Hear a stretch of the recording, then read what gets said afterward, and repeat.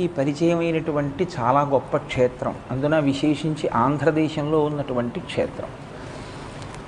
ఆ క్షేత్రానికి ఉన్నటువంటి పేరే కేవలము భక్తి కలిగినటువంటి 3 ప్రాణులకు ఈశ్వరుడు మోక్షం ఇచ్చినటువంటి కారణం చేత ఆ క్షేత్రం ఏర్పడింది.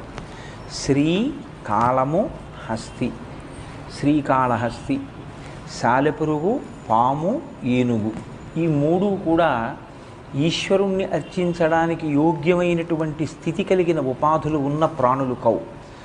ఈశ్వరార్చన చెయ్యడానికి, జ్ఞానమును పొందడానికి అనువైనటువంటి ఉపాధి కేవలము మనుష్య ఉపాధి.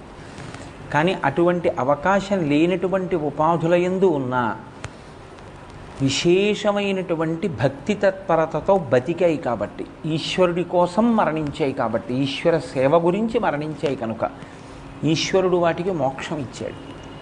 అందుకే